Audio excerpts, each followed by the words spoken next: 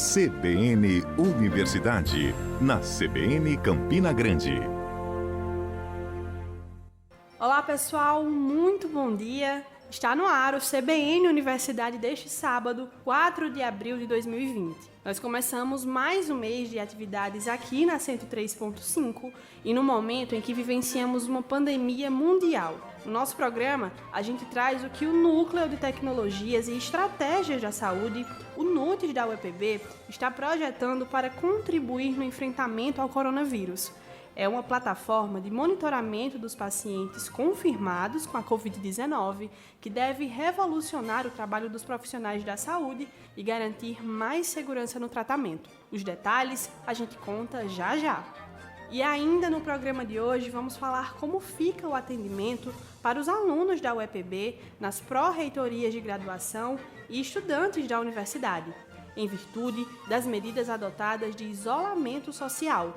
Por aqui tem a coluna Direito e Cidadania com o professor Luciano Nascimento. Na coluna de hoje, iniciamos a série Direitos Sociais. O portal da transparência da UEPB é referência no Estado e amplia o fornecimento de dados para a população.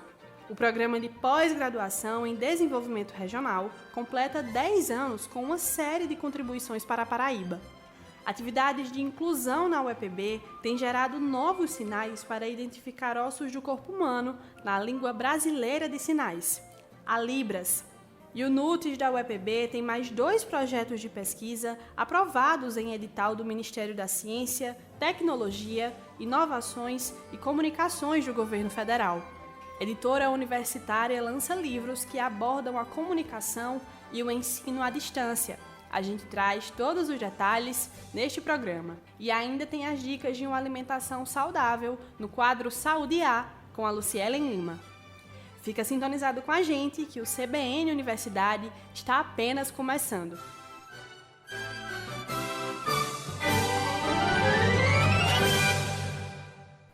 E a gente já começa com informação para os estudantes da UEPB que vivenciam uma pausa na atividade acadêmica desde o dia 17 de março.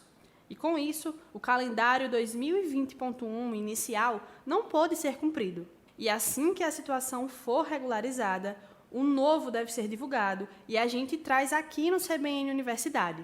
Além disso, as pró-reitorias estudantil e a de graduação informam que o atendimento durante esse período de isolamento social está sendo feito, na maioria dos casos, de maneira remota.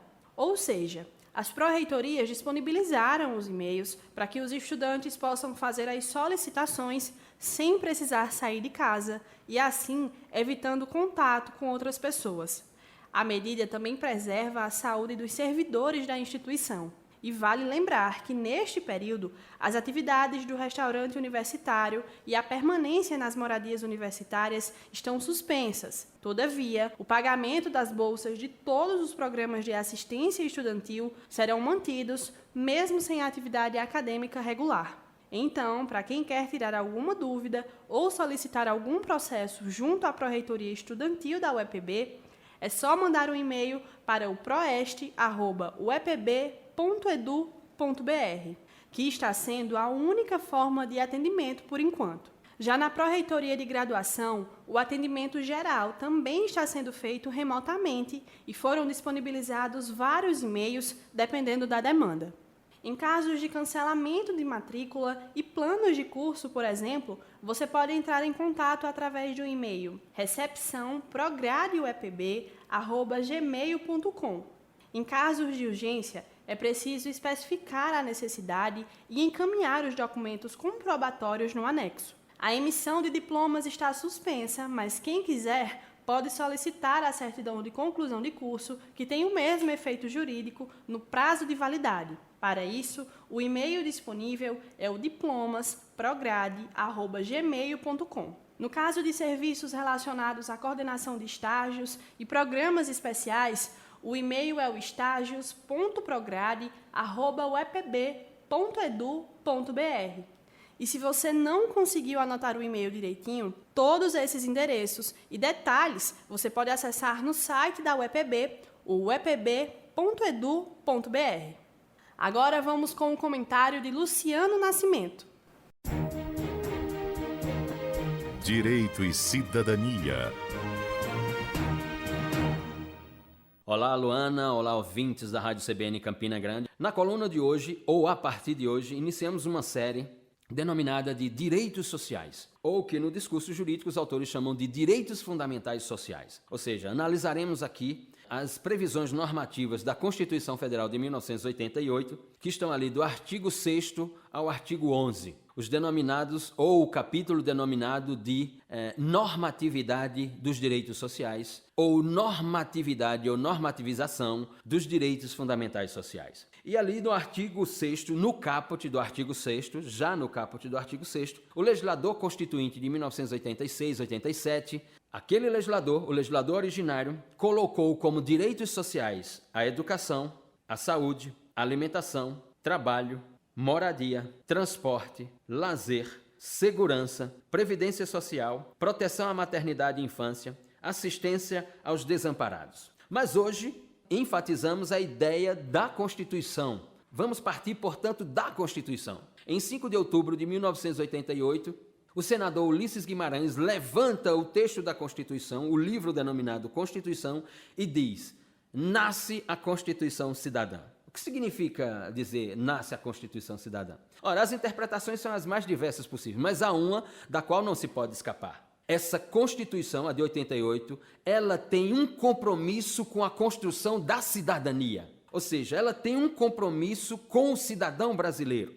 E com o cidadão brasileiro no que diz respeito a um núcleo irreformável pelo legislador reformador, ou seja, pelo legislador que aí está, que é o núcleo denominado dos direitos fundamentais. Ora, os direitos fundamentais individuais, ora, os direitos fundamentais sociais. Portanto, esse núcleo, ele é irreformável pelo legislador que está aí no Congresso Nacional. Portanto, a ideia de que a Constituição de 88 é uma ideia cidadã, um dos significados é o compromisso com a construção da cidadania para todos. Esse é o primeiro. E aí, obviamente, dentro de um paradigma chamado direito constitucional. Como dizia o professor Niklas Luhmann em uma das suas grandes obras, a Constituição é o acoplamento estrutural entre a política e o direito. E o direito constitucional, como direito, portanto, é o responsável pela realização material desses direitos fundamentais, ora individuais,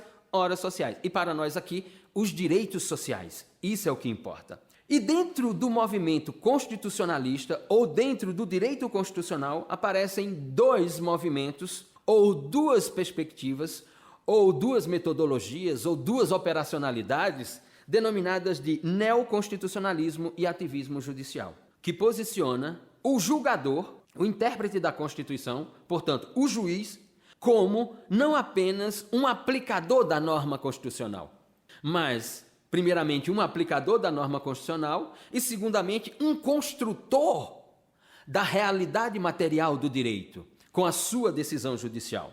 A partir do neoconstitucionalismo, nós temos, portanto, uma nova face ou uma outra face do direito constitucional. O juiz assumindo relevância na ideia de Estado constitucional de direito e o legislador perdendo relevância na produção técnica legislativa ou da estrutura normativa do direito. E com o ativismo judicial nós atingimos o auge dessa ideia da realização material do direito, da ideia de efetividade dos direitos. E a efetividade dos direitos que nos interessa aqui, por ora, é a efetividade dos direitos sociais.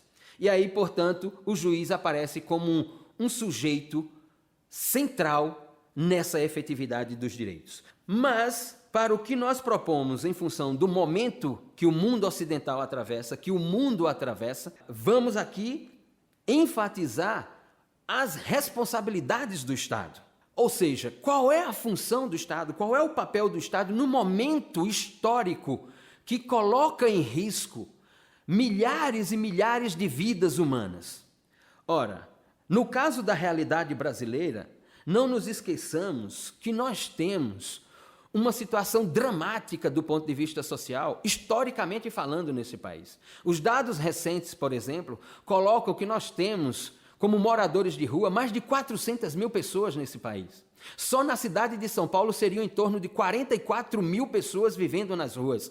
E com um problema de infectologia que nós estamos vivendo atualmente, essas pessoas estão numa posição extremamente vulnerável. Nós temos, por outro lado, por exemplo, nós temos no campo de um mercado ou em um espaço extremamente relevante ou insubstituível para a ideia da construção da teoria da sociedade, que é o mundo das relações do trabalho. Nós temos nesse país, e os dados são do IBGE, das últimas pesquisas do IBGE, temos aproximadamente 38 milhões de trabalhadores e trabalhadoras que vivem num exercício laboral da informalidade, que não tem uma garantia para um momento como esse. O que enseja dizer que, meses atrás, tomadas de decisões hoje se mostram equivocadas, extremamente equivocadas. Como diz Rafael de Jorge, a produção da ciência se dá num contínuo não saber das consequências dessa produção científica. Peguemos dados concretos. No início do governo federal, do ano de 2019, nós tivemos um corte de 29,5 bilhões de reais, ou um contingenciamento de 29,5 bilhões de reais das universidades federais e dos institutos federais, sendo que essas instituições representam 95% da produção científica do país. Ora, uma retirada ou um contingenciamento de recursos dessa magnitude compromete a produção científica do país. Não nos esqueçamos que num momento como este, nos faz refletir sobre o Sistema Nacional de Saúde, ou sobre o Sistema Único de Saúde, o SUS. Veja a importância de um programa que o governo federal tinha e que não havia necessidade alguma do desmonte que houve nesse programa. Eu me refiro ao programa denominado de Mais Médicos.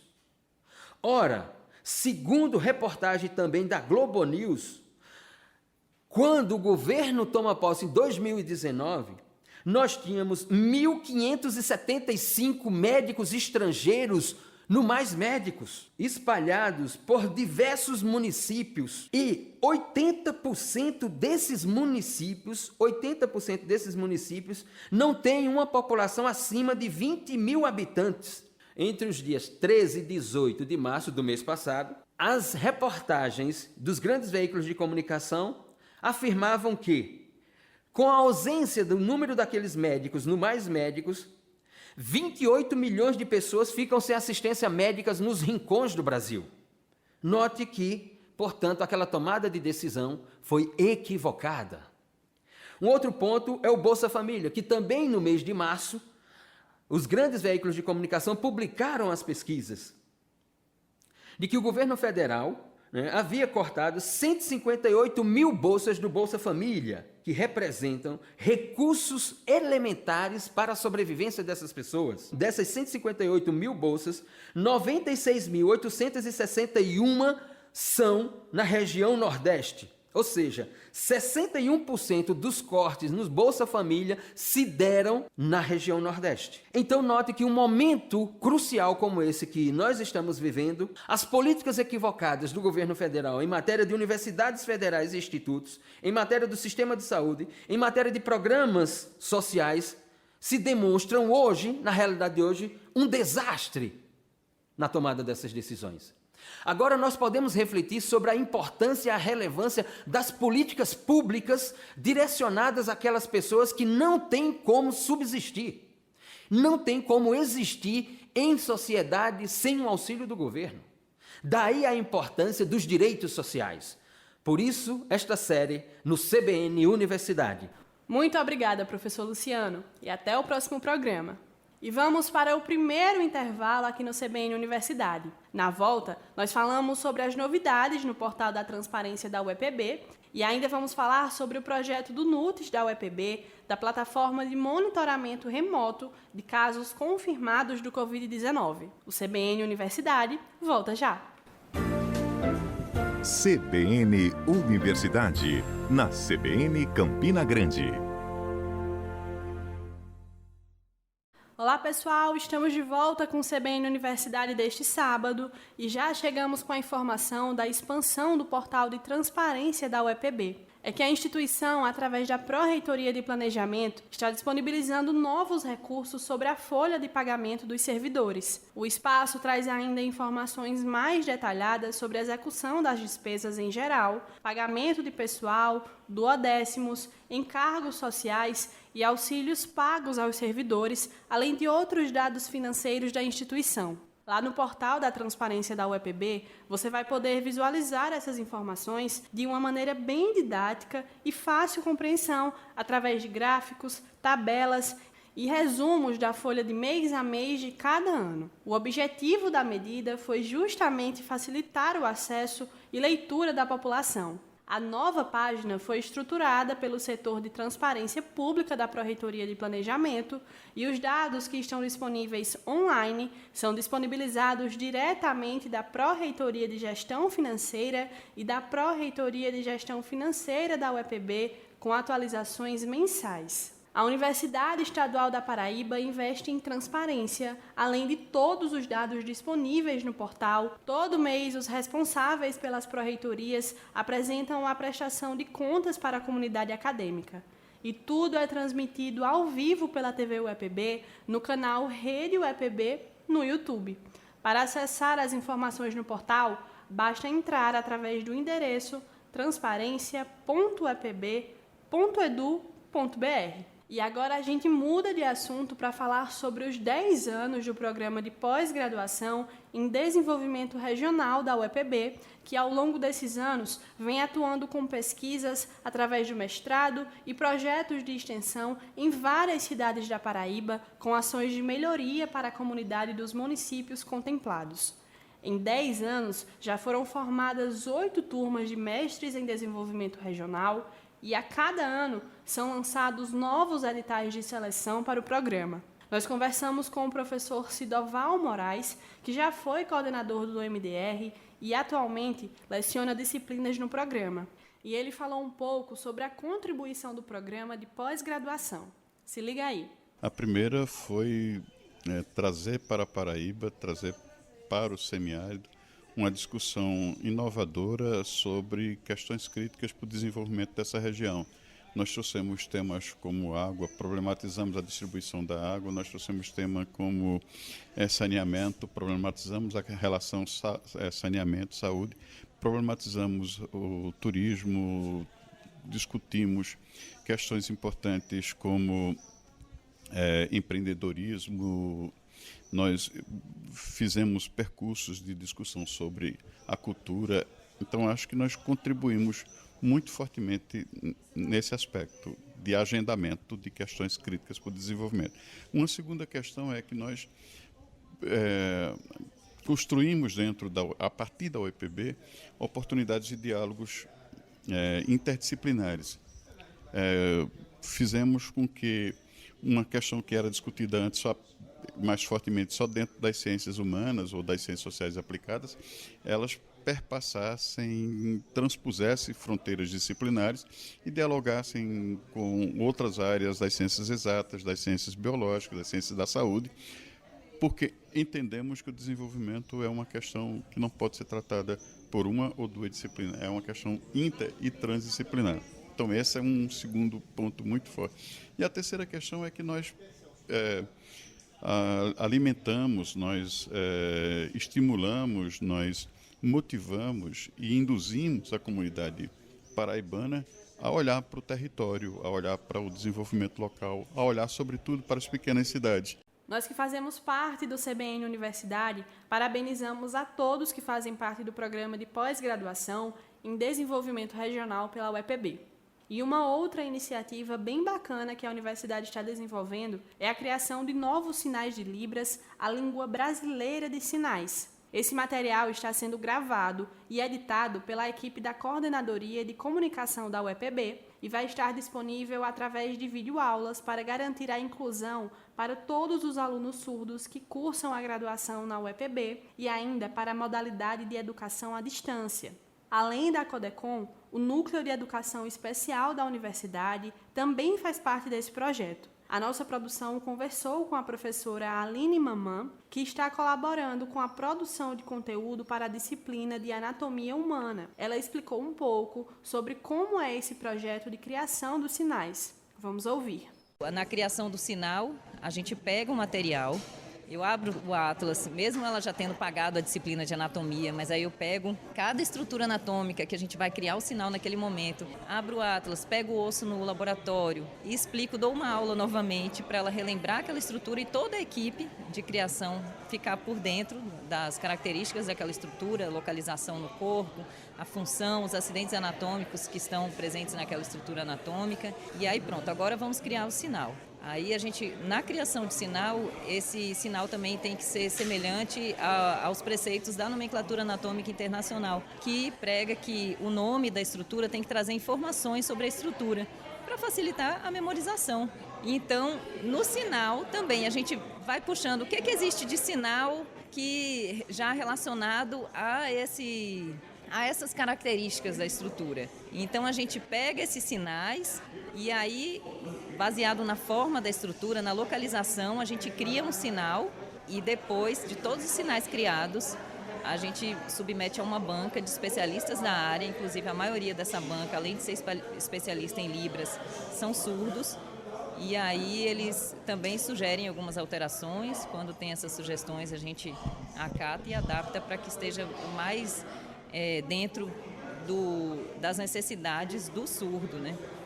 O sinal criado. A Universidade Estadual da Paraíba é pioneira aqui em Campina Grande em promover o ensinamento da língua brasileira de sinais, a Libras.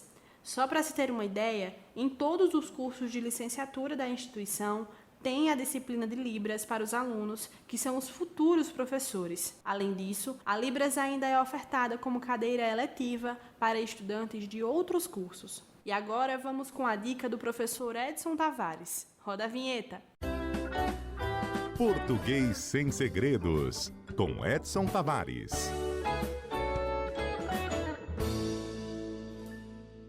Bom dia, gente! Nesses dias catastróficos de coronavírus e de tanta coisa acontecendo em cascata ao mesmo tempo, vi um repórter em apuros, numa transmissão ao vivo de uma emissora de TV, enganchado na construção de uma frase que ele não encontrava como concluir. Algo como: é preciso aderir ao protocolo de tratamento da doença. Acontece que ele resolveu colocar um "que" antes do verbo aderir, o que naturalmente leva para o subjuntivo e provoca uma mudança considerável em sua pronúncia. É preciso que adiramos ao protocolo. Fica feio, né?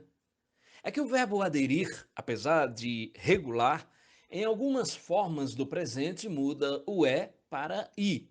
Assim, no presente do indicativo fica eu adiro, no imperativo afirmativo fica adira ao protocolo imediatamente, e no presente do subjuntivo que eu adira, que nós adiramos. E tem mais um detalhe: no imperativo não existe a primeira pessoa, até por uma questão de lógica. Como vou ordenar a mim mesmo fazer alguma coisa? A propósito, há verbos que não são conjugados no imperativo por uma questão de sentido. Sabemos que o imperativo é usado para indicar uma ordem, um pedido, como eu acabei de falar.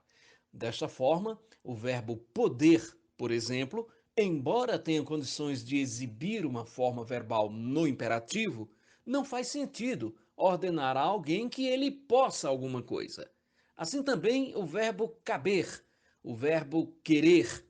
Embora no caso de querer, eu posso utilizar com construções no infinitivo, como em queira sentar-se aqui.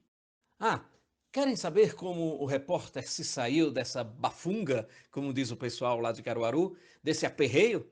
Ele refez a frase utilizando o substantivo. É preciso que haja adesão ao protocolo. Esta é uma das possibilidades que a língua me dá para falar de maneira a ser melhor compreendido pelo meu ouvinte. Falar nisso, bom lembrar que existem alguns verbos que não possuem todas as conjugações. É como se fossem verbos defeituosos, e por isso a gramática os denomina verbos defectivos. Um exemplo é o verbo falir, que não se conjuga na primeira pessoa porque se confundiria com o verbo falar. Eu falo.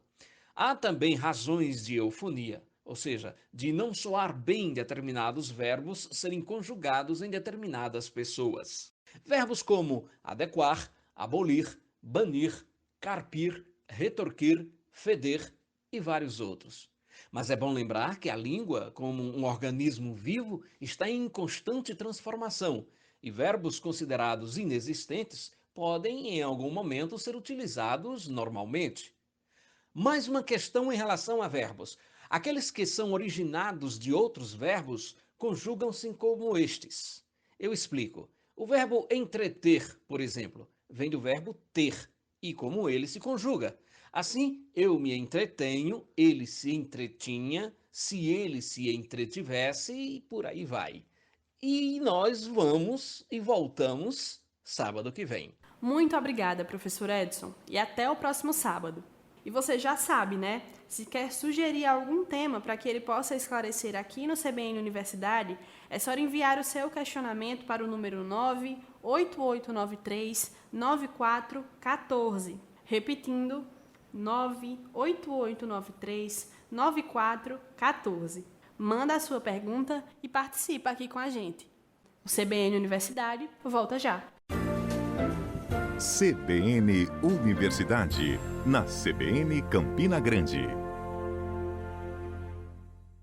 Voltamos com o CBN Universidade neste sábado, 4 de abril de 2020, o primeiro programa do mês. Mas agora vamos logo com informação. O programa Centelha, que é uma iniciativa do Ministério de Ciência, Tecnologia, Inovações e Comunicações do Governo Federal, junto com a financiadora de estudos e projetos, a FINEP, aprovou 2 projetos na área de Internet de Coisas, que são apoiados pelo NUTES, o Núcleo de Ciências e Estratégias em Saúde da UEPB. Os 2 projetos aprovados são plataforma LOTE para monitoramento de idosos e a Estação Meteorológica Automática de Baixo Custo. O primeiro é desenvolvido no âmbito do Laboratório de Comunicação Biomédica e consiste em captar informações sobre sinais vitais e comportamentos do indivíduo através de smartwatches, apontando indicadores chaves de desempenho e associações de possíveis desfechos comuns ao processo de envelhecimento. O segundo projeto, da Estação Meteorológica Automática de Baixo Custo, é caracterizado pela utilização de uma recente tecnologia de transmissão de dados chamada de LoRa.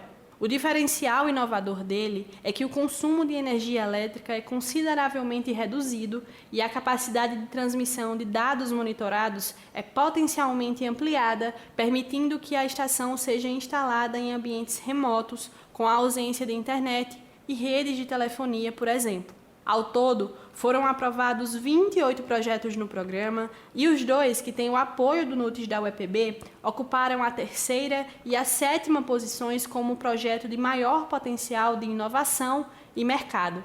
A cada iniciativa aprovada deve receber o incentivo de R$60 mil em subvenção econômica e ainda durante 6 meses passarão por um processo de pré-incubação com suporte, capacitação para transformar as ideias em negócios de sucesso.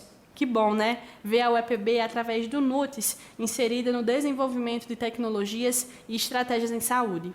E ainda sobre o NUTES da UEPB, agora aqui com a gente, o professor Paulo Barbosa, que é coordenador do Laboratório de Computação Biomédica e lidera o projeto de plataforma para o monitoramento remoto de pacientes com Covid-19 vítimas do coronavírus. Seja muito bem-vindo, professor. E vamos ao assunto. Em que consiste essa plataforma e como deve funcionar o Ecovid? Bom dia a todos os ouvintes. O Ecovid é uma plataforma demandada pelas infectologistas do estado da Paraíba, idealizada pela doutora Priscila, que trabalha no Hospital de Trauma de Campina Grande, e ele vem para dar um apoio dos infectologistas, pneumologistas, profissionais especialistas no assunto da Covid-19 para os profissionais de saúde e médicos que estão na ponta no atendimento aos pacientes, como intensivistas e fisioterapeutas. A ideia é evitar o contato pessoal e garantir a troca de informações. É isso? Ela traz muitos benefícios, não somente isso, né? Ela, por exemplo, gera dados, né, para o entendimento do problema na nossa região, para pesquisas, para integração entre os estados, né, e locais, mas você está certa que ela também ajuda no isolamento social. Por exemplo, médicos que não podem atuar muito em hospitais, seja pela idade avançada ou já por alguma infecção, eles podem, mesmo em casa, continuar atuando e colaborando com o ataque ao problema. Professor, em que estágio o projeto da plataforma está? Está em operação no Hospital de Trauma de Campina Grande e diversos outros estados, né, locais, têm demandado interesse e estamos trabalhando na implantação em todos esses estados que se interessaram da região Nordeste. Como foi montada a equipe para esse projeto? Foi em caráter de urgência?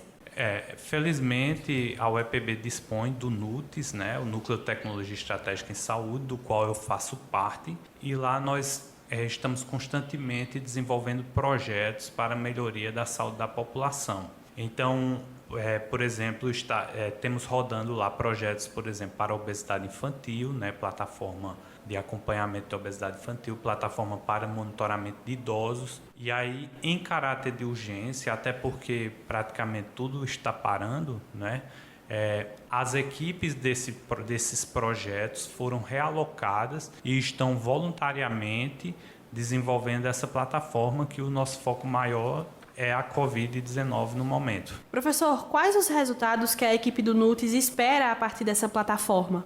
Sob o ponto de vista dessas melhorias que já falamos aqui, não é? Como, por exemplo, trabalho remoto de especialistas, né? Geração de dados, buscando entendimento, né? Melhores políticas de lidar com o problema, porque tudo é muito novo. Então, assim, alguns resultados nós já conseguimos mensurar, mas outros virão ainda sem conseguirmos prever, porque muita coisa nova está acontecendo, né, a cada instante. Professor, na época que a gente vive com intensas fake news, o senhor acha que o projeto também é uma forma do pessoal se informar, de o pessoal procurar notícias que realmente são reais, de procurar informações reais? Sim, tanto o NUTES, né, como nós pesquisadores individualmente, né, tentamos manter em nossas contas de redes sociais, por exemplo, eu tenho Twitter, tenho Instagram, e estamos constantemente publicando as informações que são relevantes, né, para esse problema. Temos lá vídeos, temos imagens, né? Então, nesse momento é importante que a população procure seguir, né, quem está realmente trabalhando no problema e escutar opiniões sensatas. O senhor pode divulgar para a gente as redes sociais, tanto do NUTES quanto as suas pessoais? Sim, do NUTES é @NUTESUEPB, certo? Tanto Facebook como Instagram, e Twitter também. Eu tenho Twitter, @PESBarbosa. PES Barbosa. Muito obrigada, professor. E mais uma vez, o NUTES da UEPB contribuindo com a ciência e, é claro, com uma luz para a população que está tão apreensiva com essa pandemia vivenciada no mundo inteiro. Só agradecer e, se Deus quiser, vamos superar esse problema. E uma outra iniciativa bem interessante do NUTES da UEPB foi a produção de protetores faciais para serem usados no enfrentamento da Covid-19. O equipamento foi desenvolvido pelo engenheiro e coordenador técnico do laboratório do NUTES, dentro do Hospital de Trauma Rodolfo Castelo Branco, e pela coordenadora do espaço, a Yasmine Martins. A iniciativa do NUTES é para colaborar com os profissionais da saúde que estão atuando na linha de frente de combate ao coronavírus, uma vez que os protetores foram projetados, confeccionados e estão sendo doados para esses profissionais que trabalham nos hospitais diretamente com os pacientes da Covid-19, em especial os que atuam nas unidades de terapia intensiva. Para ter acesso ao protetor, o profissional interessado tem que preencher um cadastro junto ao NUTES, e esse protetor facial foi planejado em ação de emergência pela equipe do NUTES. Para entender um pouco mais sobre o protetor, vamos ouvir na reportagem do Roberto Gomes. O novo equipamento de segurança, desenvolvido pelo Núcleo de Tecnologias e Estratégias em Saúde, o NUTES da UEPB, consiste em um protetor facial impresso em 3 dimensões,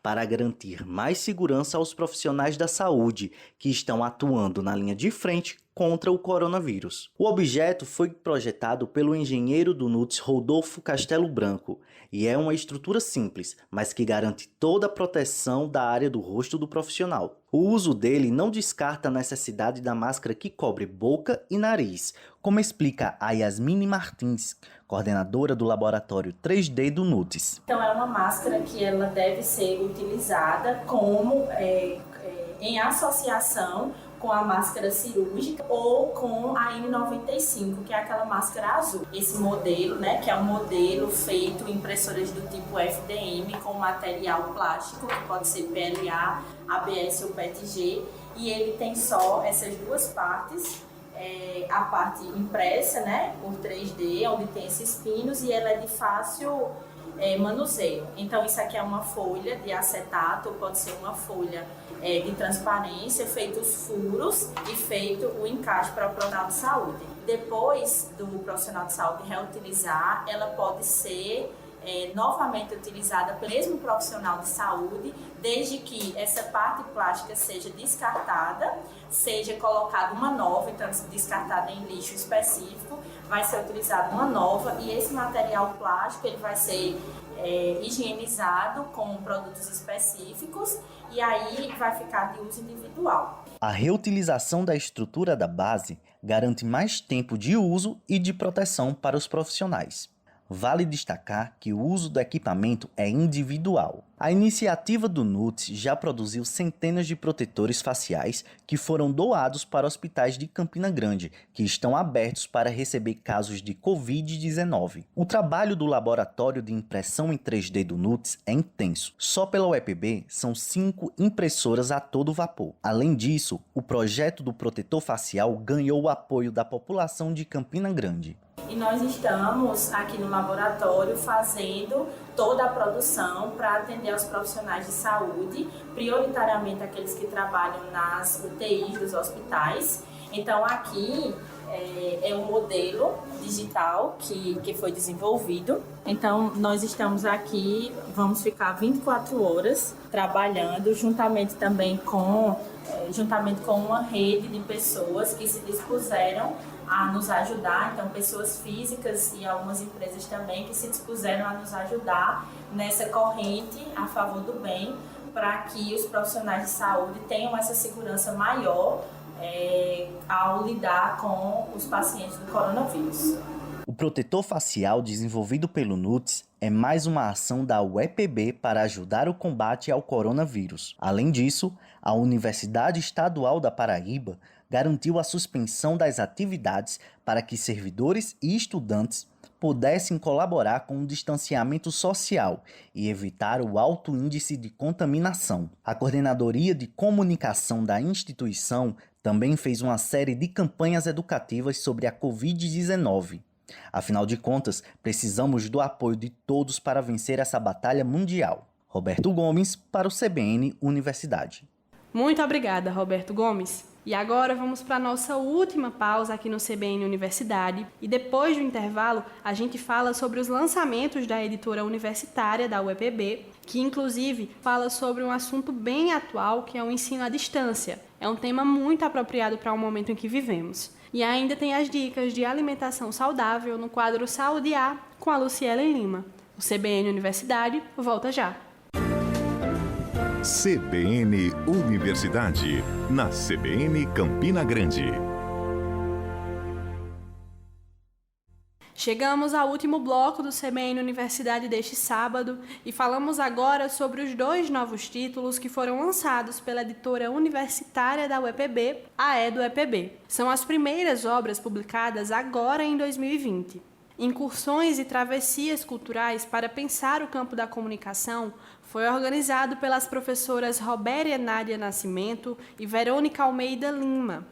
O livro reúne 9 artigos que oferecem a oportunidade ao leitor de compreender, pesquisar e analisar as especificidades sociais nas suas intersecções com os estudos culturais. E o segundo título é A Industrialização do Ensino e Política de Educação à Distância, de Antônio Roberto Faustino da Costa, que também é professor da UEPB. A obra foi editada pela EduEPB em parceria com a Livraria da Física, que é a editora do Instituto Federal da Paraíba. Ele faz parte da coleção de ensino e aprendizagem do Programa de Formação de Professores da UEPB, sendo 4 o volume da coleção. O e-book cria bases discursivas e não discursivas para a expansão crescente da educação à distância em nível nacional. Os 2 livros já estão disponíveis para download na plataforma da EduEPB na internet.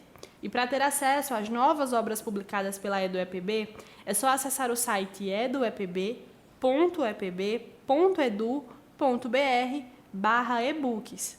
E agora a gente muda de assunto para falar sobre o coronavírus. Essa semana conversamos com o diretor em Vigilância em Saúde de Campina Grande, o Miguel Dantas, para saber como está a situação da cidade em relação ao Covid-19.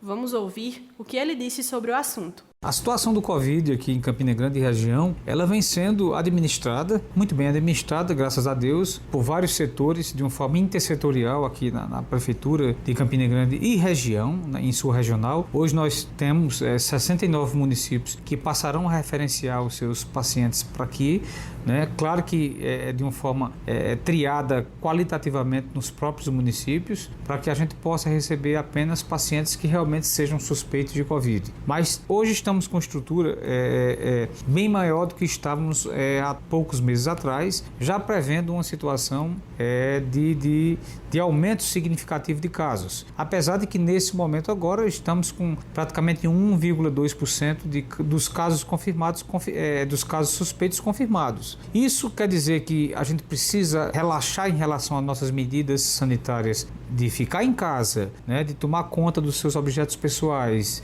as medidas de confinamento em família, não. A gente não pode recrudescer em relação a isso. A gente realmente tem que obedecer às autoridades nesse momento, ficar em casa, porque são as orientações mais seguras para que a gente não possa ter esse vírus circulando em nosso município. Então, a gente orienta as pessoas que, independente dos números que estejam sendo apresentados nesse instante, mesmo que na região de Campina Grande não tenhamos casos significativos, isso não quer dizer que a gente possa e deva, nesse momento, relaxar em relação a essas medidas, porque vírus é algo muito rápido. No momento a gente pode estar com 2 casos, mas aí de um dia para o outro a gente pode aumentar para 10.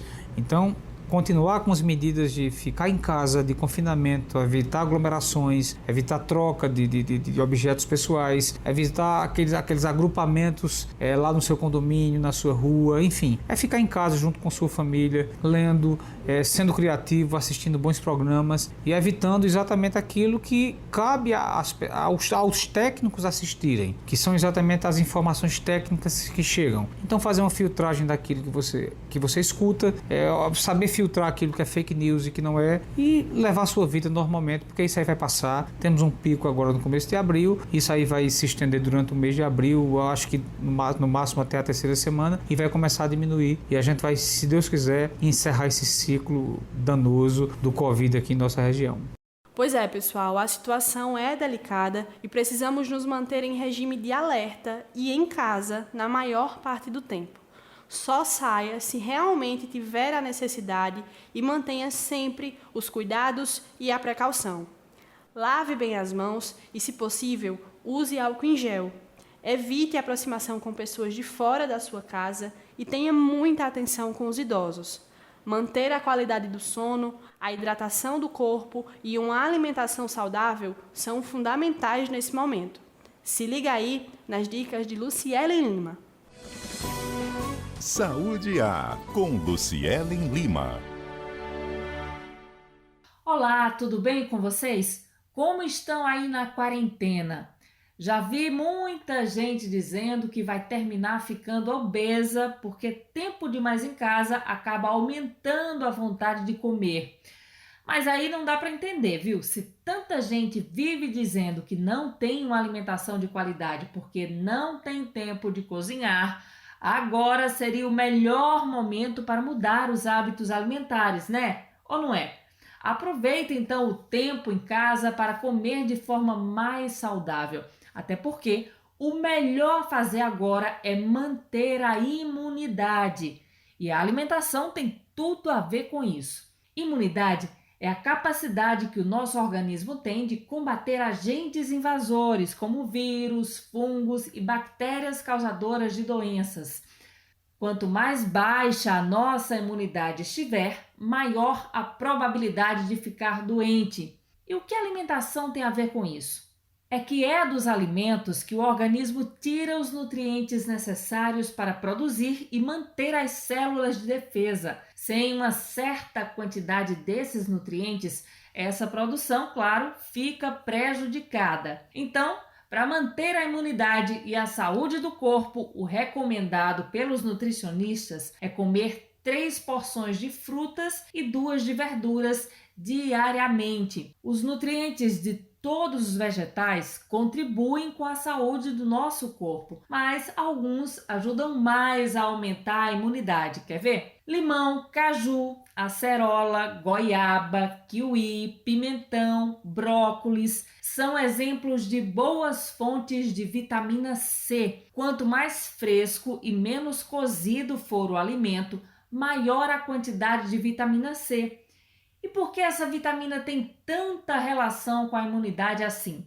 Porque ela estimula o sistema imunológico e participa diretamente do processo de produção dos glóbulos brancos, que são células de defesa. Contribui também para o fortalecimento dos anticorpos. Além disso, a vitamina C atua na eliminação dos chamados radicais livres, que são moléculas que podem prejudicar células sadias. Os radicais livres são produzidos quando o organismo combate infecções e também por agentes poluentes, agrotóxicos, álcool, cigarro, estresse, entre outros fatores. Alho e cebola formam uma boa dupla não só porque são base inicial de muitos pratos salgados, mas também porque ambos têm ação antiviral, antibactericida e ajudam a fortalecer o sistema respiratório. Já os vegetais de cor verde escura, como brócolis e espinafre, contêm ácido fólico, um outro componente importantíssimo para a produção dos glóbulos brancos. As oleaginosas, leguminosas e os cereais integrais são boas fontes de zinco. A falta desse nutriente no organismo desregula a produção das células de defesa, prejudicando, claro, a imunidade. Esses são alguns dos nutrientes mais importantes para fortalecer o sistema imunológico. E todos esses alimentos que citei aí também têm vários outros nutrientes que fortalecem o nosso organismo. Mas além de manter uma alimentação adequada para reforçar a imunidade, é importante também fazer atividade física, por enquanto em casa mesmo, tá? Dormir bem e tomar bastante água. Assim, além de ficar mais protegido contra o coronavírus e outras doenças, você ainda vai ter mais disposição e qualidade de vida como um todo. Para encerrar, um lembrete: lave bem as mãos e continue em casa, tranquilo, relaxado. Aproveite e descanse, que quando tudo isso passar, vai ter muito trabalho fora de casa. Um grande abraço e até a próxima. Muito obrigada, Luciele, e até o próximo Saúde A. Pessoal, e uma última informação rapidinha. Em virtude da pandemia mundial que estamos enfrentando, a corrida de rua da cidade de Remígio, que estava marcada para acontecer neste domingo, dia 5, foi adiada, ainda sem data definida. De acordo com a organização da prova, os atletas que se inscreveram já ficam com a inscrição garantida automaticamente para a nova data. A medida foi adotada por segurança e em cumprimento à determinação do governo estadual da Paraíba sobre a não realização de eventos com aglomeração de pessoas. Então, atletas, vamos aguardar essa pandemia passar para então poder voltar às nossas atividades e às corridas de rua. E é assim que a gente encerra o CBN Universidade deste sábado. O programa teve a apresentação minha, Luana Albéria, e o CBN Universidade tem a produção dos estudantes de jornalismo e educomunicação que fazem estágio na Coordenadoria de Comunicação da UEPB. A supervisão e edição é da Coordenadoria de Comunicação da Universidade Estadual da Paraíba. A edição técnica é de Apolo Ricarte e Jorgito e a direção é de Hipólito Lucena. Se você perdeu algum trechinho do nosso programa, pode ouvir na hora que quiser através do canal Rede UEPB no YouTube. Daqui a pouquinho, o CBN Universidade já está disponível na íntegra para você ficar por dentro de tudo que rolou no nosso programa. E o CBN Universidade é fruto de uma parceria entre a CBN Campina Grande e a Universidade Estadual da Paraíba. Agora, você continua com a programação da CBN Campina Grande, que tem muita informação para você. E nós voltamos sábado que vem. Até lá! CBN Universidade, na CBN Campina Grande.